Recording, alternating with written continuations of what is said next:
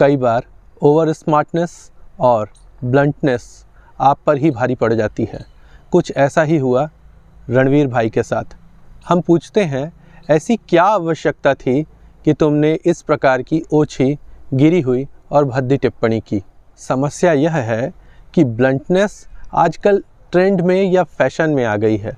हर कोई अपने आप को कूल और यूथफुल दिखाना चाहता है इसके माध्यम से, जबकि वह यह समझ नहीं पाता कि कब यह चीज़ उस पर भारी पड़ जाए और कब वो मर्यादा का उल्लंघन कर जाए, यह कहा नहीं जा सकता। और यह तो मर्यादा का उल्लंघन भी नहीं है भाई, यह तो सरासर बदतमीज़ी और कुसंस्कार है। पैसे तुमने बना लिए हैं, लोकप्रियता भी पर्याप्त है, काम धंधा भी अच्छा चल रहा था। कुल मिलाकर कुछ लोगों में अपने आप को यूथफुल या कूल दिखाने की एक चुल्ल होती है। हाल ही में तुमने कहा भी है कि जोक्स क्रैक करना तुम्हें नहीं आता, ह्यूमर क्रिएट करने की आर्ट तुम में नहीं है, जो हम मानते हैं कि कुछ हद तक सत्य भी होगा। तो जो कार्य तुम्हारे व्यक्तित्व के विरुद्ध है, उस विरोधाभासी कार्य को तुमने क्यों किया? यूथफुल और कूल बनने के चक्कर में जो नहीं हो वो बनने का प्रयास मत करो, नहीं तो ऐसे ही मुंह की खाओगे।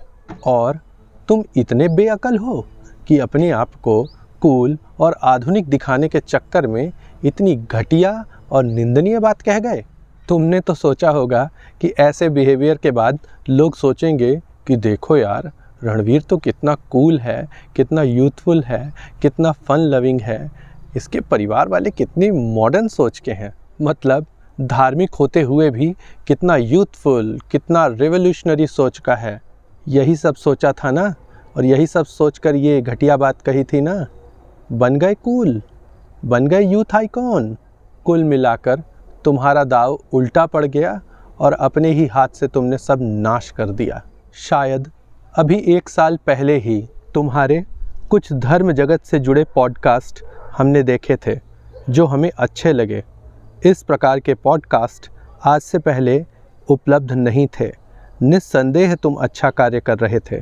पूरी छवि धुल गई तुम्हारी, सब कुछ मटिया मेट हो गया। केवल निंदनीय ही नहीं बल्कि बेहद ओछी टिप्पणी की है तुमने। तुम्हारी छवि एक धार्मिक, इंटेलेक्चुअल और सभ्य व्यक्तित्व की बन रही थी, लेकिन एक पल में ही तुमने अपनी छवि धर्मी से विधर्मी की बना ली। क्यों भाई, बॉलीवुड में जाना चाह रहे हो? दीपिका पादुकोण, रणबीर कपूर, स्वरा भास्कर इत्यादि नशेड़ियों की कंपनी ज्वाइन करना चाह रहे हो? माय लाइफ माय रूल, अब करो माय लाइफ माय रूल। कहाँ तो तुम ध्रुव राठी, शुभंकर मिश्रा इत्यादि क्रिएटर्स की रेंज में काम कर रहे थे, और कहाँ समय रैना, राखी सावंत, कैरी मिनाती, भुवन बाम, उर्फी इत्यादि की रेंज पे आकर के काम करने लग गए, इस स्तर तक गिर गए। छी, क्या कर लिया तुमने? बड़ा प्ले बॉय, कैसानोवा, रिवोल्यूशनरी, आधुनिक इत्यादि बताना चाह रहे थे ना अपने आप को, अपनी इमेज बदलना चाह रहे थे ना, अब बनो, क्योंकि इसके अतिरिक्त अब तुम्हारे पास कोई विकल्प भी नहीं बचा है।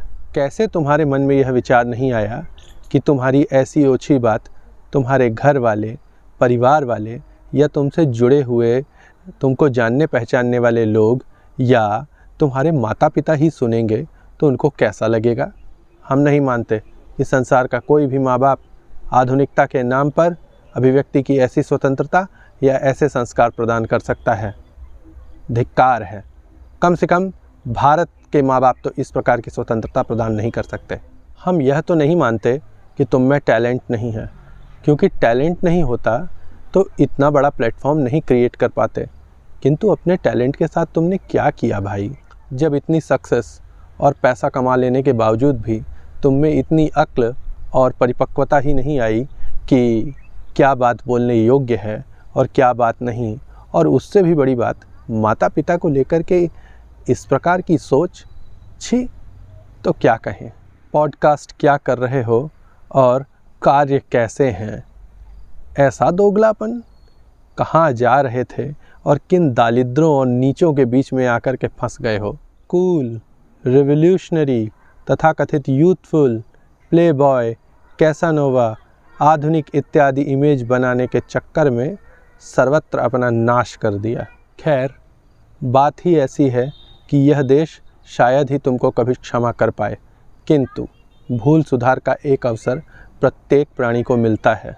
तो यदि पश्चाताप के कोई बीज तुम में भी दिखाई पड़ते हैं तो मेरी ऐसी प्रार्थना है कि भगवती एक अवसर भूल सुधारने का तुमको भी प्रदान करें, तुमको सद्बुद्धि प्रदान करें।